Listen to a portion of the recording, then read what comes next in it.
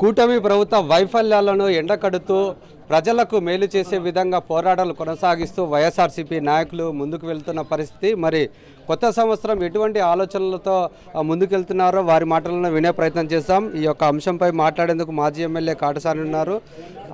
ఎట్లా ఉండబోతుంది అంటారు? మనం చూస్తున్నాం ఈ యొక్క 6 నెలల్లో ఏ ఒక్క హామీ కూడా అమలు కాలేని పరిస్థితి. మరి ఇప్పుడున్న పరిస్థితుల్లో ప్రజల తరపున మీరు ఏం చేయబోతున్నారండి? ఫస్ట్ అందరికి కూడా 2025 నంద్యాల కర్నూలు జిల్లా ప్రజలకందరికి కూడా నూతన సంవత్సర శుభాకాంక్షలు తెలియజేస్తూ, కూటమి ప్రభుత్వం వైఫల్యాల మీద ఆల్రెడీ ఇప్పటికీ దాని మీద మేము రైతు భరోసా దాని మీద కూడా మనం ధర్నా చేయడం జరిగింది. కలెక్టర్లకు రిప్రజెంటేషన్ కూడా ఇవ్వడం జరిగింది. మన విద్యుత్ ఛార్జీల మీద కూడా ప్రజలు పెద్ద ఎత్తున పాణ్యం నియోజకవర్గంలో మేము ఎవ్వరం కూడా ఊహించని విధంగా ప్రజలు వచ్చి మేము ఎస్సీ ఎలక్ట్రిసిటీ వాళ్లకు మనం రిప్రజెంటేషన్ కూడా ఇవ్వడం జరిగింది. రేపు 3వ తేదీ ఉండేదాన్ని 29వ తేదీ ఫీజు రియంబర్స్మెంట్ విద్యార్థులు దాని మీద కూడా ధర్నా చేయడం జరుగుతుంది. మేమందరం కూడా మా నాయకుడు ఆదేశం మేరకు మా నాయకుడు ఏమి పిలుపునిస్తే ఆ పిలుపును మేము చేయడానికి, దాంతోపాటు కూటమి ప్రభుత్వం ఎలక్షన్ల ముందు ఇచ్చిన హామీలను ఏమేమి నెరవేర్చలేకపోయింది. ఇంతవరకు ఒక పింఛన్ తప్ప ఉచిత బస్సు కానీ, లేకుంటే రైతు భరోసా కానీ, తల్లికి వందనం కానీ, ఆడపిల్లలకు 1500 ఇస్తామని ఇవన్నీ కూడా ఏం నెరవేర్చలేకపోయినారు. కాబట్టి దానిని అన్నిటి కూడా ఖచ్చితంగా ఎలక్షన్లు ఇచ్చిన హామీలను నెరవేర్చేంత వరకు ప్రజల తరఫున పోరాడడానికి మేము సిద్ధంగా ఉన్నాం. మా నాయకుడు కూడా అదే చెప్పడం జరిగింది. వాళ్ళు మోసం మాటలతో ఈరోజు అధికారం చేపట్టడం జరిగింది. కేవలం ఆ రోజు మేము గవర్నమెంట్లో ఉన్నప్పుడు ప్రజలకు డైరెక్ట్గా మేము బటన్ నొక్కి డబ్బులు పంపిస్తుంటే ఇది శ్రీలంక కాబోతుంది, జగన్మోహన్ రెడ్డి ఇష్టం వచ్చినట్లు దానాలు చేస్తున్నారు. ఆ రోజు జగన్మోహన్ రెడ్డి ఇచ్చే డబ్బులకు 75,000 కోట్లు అయితే, ఈరోజు తెలుగుదేశం ప్రభుత్వం అన్ని హామీలు నెరవేర్చాలంటే 130,000 కోట్ల పైగా డబ్బులు రావాల్సిన అవసరం ఉంది. అంటే ఒక విధంగా ఓట్ల కోసం ప్రజలను మోసం చేసిన తెలుగుదేశం పార్టీని ఖచ్చితంగా ఎండగడతాం. ప్రజల విషయంలో ఎటువంటి పరిస్థితులు ఎన్నికోయే ప్రసక్తే లేదు. మరి అంటే మీరు ఏ ఒక్క పథకాలు అమలు కావట్లేదు, ప్రజలకు ఇంతవరకు ఒక్క పెన్షన్ తప్ప ఏ పథకం కూడా ఇవ్వలేని పరిస్థితి అంటున్నారు. మరి ఇన్ని వేల కోట్లు అప్పు తీసుకొచ్చారు, మరి అంటే ఆ డబ్బు ఎక్కడ పోయినట్లు? ముందు ఈ ఆంధ్రప్రదేశ్ ప్రజలు తెలుసుకోవాల్సిన అవసరం ఒకటి ఉంది.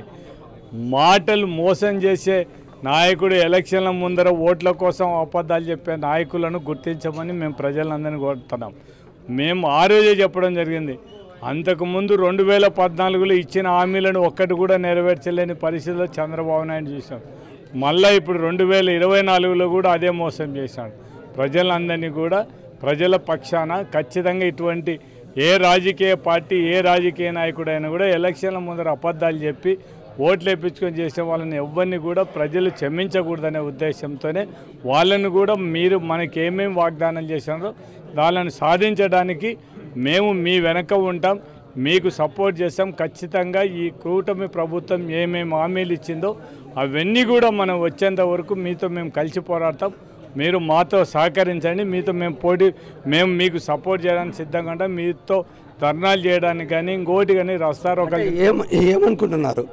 ఈయన అప్పు తీసుకొచ్చిన డబ్బులు 1000 కోట్లు అప్పు తీసుకొచ్చాడు 6 నెలల లోపలనే ఈ రాష్ట్రానికి అప్పు చూపిస్తున్నారు. ఆ డబ్బంతా ఏమైనట్లు మీరు భావిస్తున్నారు? వాళ్ళు ఏం చేస్తున్నారనేది ఇప్పుడు మొత్తం తెలుగుదేశం నాయకులు మొదటి నుంచి వాళ్ళని చూసాం. మాటలు ప్రజల ముందర ఒకటి చెప్పడం చేయడం ఒకటి, దోసుకోవడానికి తప్ప ఏం లేనే లేదు. మొత్తం ఏం చేస్తున్నారు? ఇప్పుడు మనం విజయవాడ వరదలే చూసినాం. బాటిల్స్కే 25 కోట్లు 30 కోట్లు రాసిన వాళ్ళు, అన్నానికి పులిహార ప్యాకెట్లు ఇచ్చిన దానికి 300 కోట్లు రాసిన వాళ్ళను ఏ విధంగా ప్రజల డబ్బు దుర్వినియోగం చేయకుంటారో వీళ్ళందరూ కూడా మనకు తెలుగుదేశం నాయకులకు ప్రజల మీద వాళ్ళకు ప్రేమ లేదు. బ్రాందీ షాపుల మీద వాళ్ళకు బ్రాందీ షాపుల మీద ప్రేమంగా ప్రజల మీద లేనేలేదు. తల్లికి వందనము అనేది తల్లికి పంగనామం పెట్టడం జరిగింది, కానీ తండ్రికి ఇంధనం మాత్రం సంపూర్తిగా ప్రతి ఒక్క బ్రాందీ షాప్ దగ్గర బార్లను మించిన విధంగా బార్లను మరిపించే విధంగా బార్లను మందు దాపడం జరుగుతుంది. ఊళ్ళో బిల్డ్ షాపులు అంతకుముందు కంటే ఇప్పుడు చాలా ఘోరంగా మొత్తం. అంతకుముందు బిల్డ్ షాపులు లేవు, ఇప్పుడు బిల్డ్ షాపులు ఊరూరికి 5-6 బిల్డ్ షాపులు. అంటే మీరు తల్లికి వందనం మేము నామం పెడతాము, తండ్రికి ఇంధనం ఇస్తున్నాం, బాగా తాగండి, మీరు బాగా ఉండండి అనే పరిస్థితిలో ప్రజలను మభ్యపెట్టే పరిస్థితిలో ఈరోజు చేయడం ఖచ్చితంగా ప్రజలు ఈ ప్రభుత్వం ఈ 6 నెలల్లోనే ప్రజలలో పూర్తి వ్యతిరేకత రావడం జరిగింది. ప్రజలు అంతకుముందు ఎందుకు ఓటేసినామనే పరిస్థితిలో ప్రజలు ఆలోచన చేసే పరిస్థితులు వచ్చినారు. కాబట్టి మేము ప్రజల పక్షాన ఉండి మా నాయకుడు ఏమేమి ఆదేశం ఇస్తే దానికి ధర్నాలు కానీ రస్తారోక చేయడానికి మేము సిద్ధంగా ఉన్నాం. ప్రజలకు కూడా మేము ఫుల్ సపోర్ట్గా ఉంటాం. ప్రజలకు వాళ్ళకి ఏదైతే వాళ్ళ హామీలు ఇచ్చినారో అవి నెరవేర్చడానికి మాత్రం ఖచ్చితంగా ప్రజల ముందుండి మేము ఖచ్చితంగా ధర్నాలు కానీ అన్నీ చేస్తాం, ప్రజలకు సపోర్ట్ చేస్తాం. ఇది మనం చూసుకున్నట్లయితే ఇచ్చిన హామీల్లో ఏ ఒక్క హామీని కూడా నెరవేర్చలేని పరిస్థితి.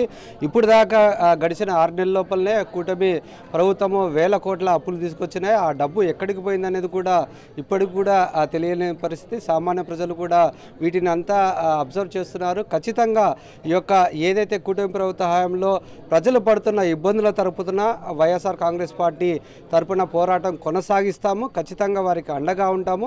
ఏదైతే హామీలు ఇచ్చారో వాటిని నెరవేర్చేదాకా తమ పోరాటాన్ని మాత్రం కొనసాగిస్తామని వైఎస్ఆర్సీపీ నాయకులు హెచ్చరిస్తున్న పరిస్థితి.